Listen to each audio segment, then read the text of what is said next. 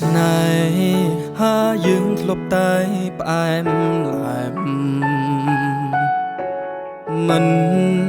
ដែលឆ្លុះប្រកែកគ្នាឡើយ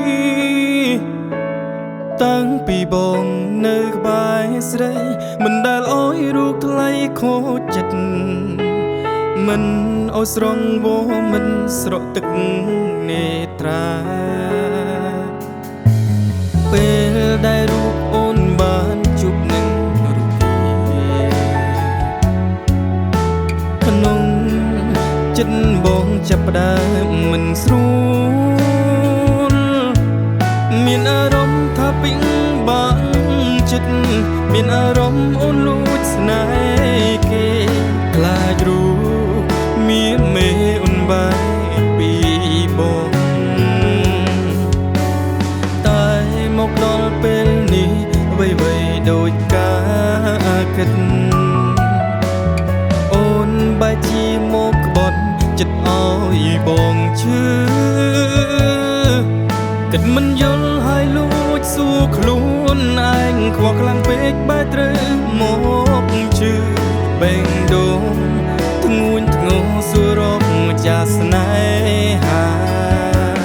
មានអារម្មណ៍ថាបាត់បងស្នេហ៍មានអារម្មណ៍ថាឈឺក្នុងទ្រូង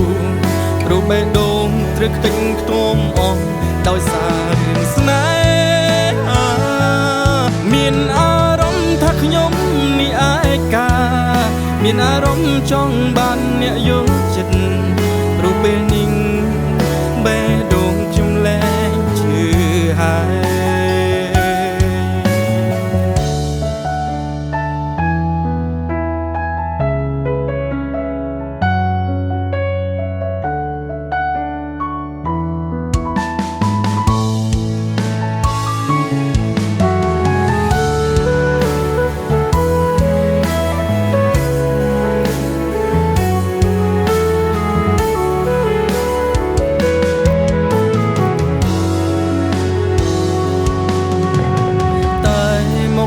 ពេលនេះអ្វីៗដូចកា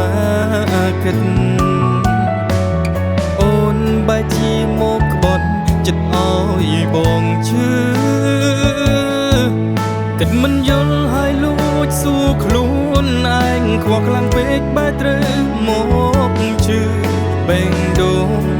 ធ្ងួនធ្ងរសួររកចាស្នេហាមានអារម្មណ៍ថាបាត់បងស្នេហ៍មានអារម្មណ៍ថាឈឺក្នុងទ្រូង